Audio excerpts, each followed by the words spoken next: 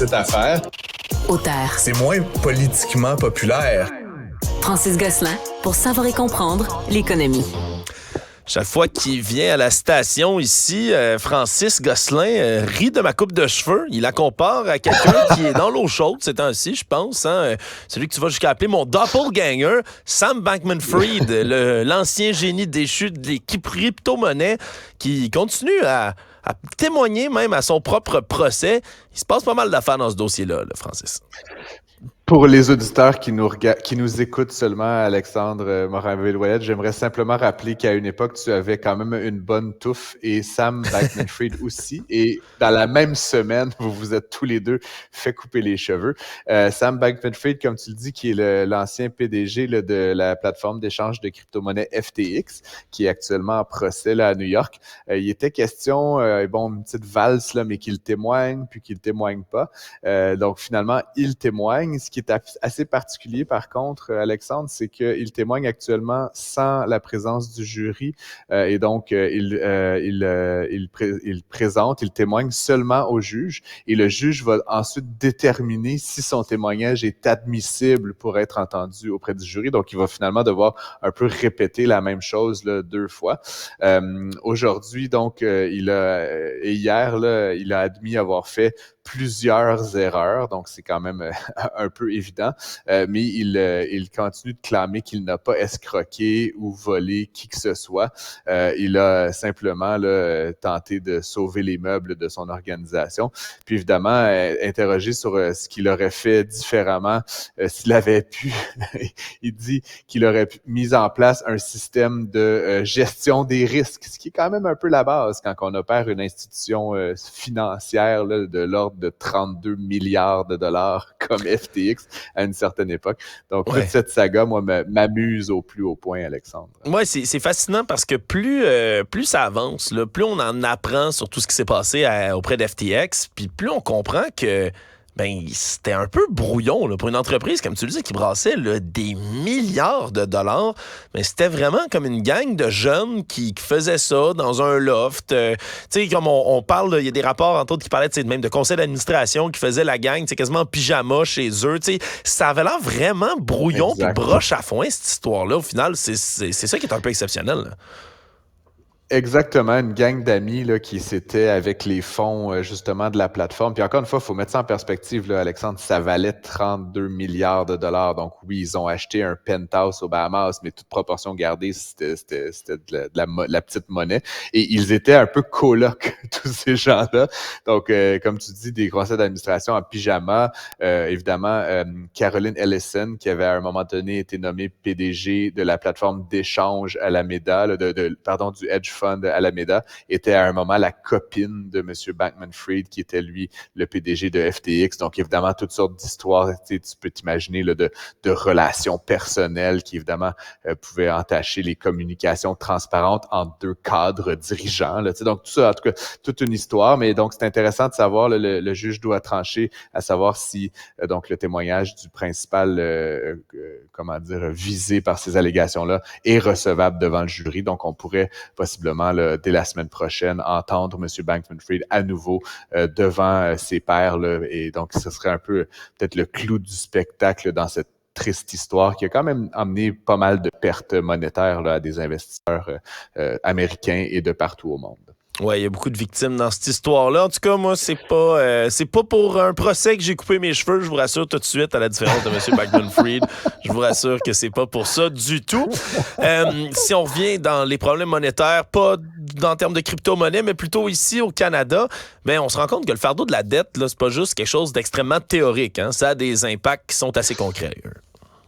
Ben oui, effectivement. Puis tu sais, je vais faire un genre d'effet d'amalgame. Là, c'est pas tout à fait comme ça qu'il faut le voir, mais encore une fois, pour donc les premiers mois de l'année calendaire là, du budget là, fédéral, on a affiché là, pour les 5 premiers mois de l'exercice un déficit à Ottawa de 4,3 milliards de dollars. Et je pouvais quand même pas m'empêcher, Alexandre, de faire l'analogie avec le fait que dans cette perte-là, il y a des montants qu'on appelle les frais de la dette publique, donc essentiellement des frais d'intérêt liés à l'endettement courant là, du pays de 4,1 milliards de dollars. Donc, grosso modo, si nous n'avions pas de dette, nous serions à l'équilibre. Malheureusement, on a beaucoup de dettes et ces frais-là ont augmenté quand même de près de 30% par rapport à la pareille date l'année dernière. Pourquoi? Ben parce que tu le sais, évidemment, le taux directeur a explosé là, depuis début 2022, ce qui fait qu'actuellement, le gouvernement fédéral doit payer beaucoup plus d'argent simplement sur justement l'endettement passé. Et puis, ça risque d'aller de mal en pis parce que les États renouvellent constamment des dettes contractées dans le passé avec des nouvelles conditions de crédit. On voit pas que la Banque du Canada va relaxer de sitôt ces conditions. Donc, on risque de voir de nouvelles augmentations dans les paiements et donc de nouveaux déficits. Puis là, c'est comme le déficit qui s'ajoute à la dette. Et donc, on rentre dans une spirale un peu désagréable du point de vue fédéral. Donc, on espère au moins que sur les dépenses courantes, le gouvernement de M. Trudeau va un peu reprendre les rênes de la bête pour pas continuer à rajouter là, sur le problème là, de nouvelles sommes à chaque trimestre. Ouais, puis c'est peut-être, je sais pas, optimiste un peu de se lancer là-dedans. Je t'avoue, moi, pour quelqu'un qui est pas un calé en économie, par exemple, comme dans mon cas, je t'avoue que la dette d'un pays, là, comme la dette du Canada, on dirait dans ma tête, c'est quelque chose de complètement insurmontable qui peut jamais se rembourser. Ouais, on dirait que j'ai déjà abandonné comme individu de rembourser ça un jour. Je sais même pas si ça se fait. Y a-tu moyen pour vrai de rembourser une dette d'un État comme ça, Francis? T'as un peu, t'as un peu raison, je pense, dans ton diagnostic, Alexandre. Puis, je veux dire, la plupart des États développés ne visent pas d'avoir aucune dette. Évidemment, les économistes, on chiffre toujours la dette d'un pays par rapport à la grandeur, la taille de l'économie. On exprime donc un ratio qui est la dette sur le PIB. Et l'enjeu, évidemment, c'est que plus ce ratio-là est élevé, plus la part du service de la dette dans ton économie est importante. Il y a certains pays qui ont des chiffres là, très élevés dans les 200%. Le Canada se situe plutôt dans les hauts 90, autour de 100%.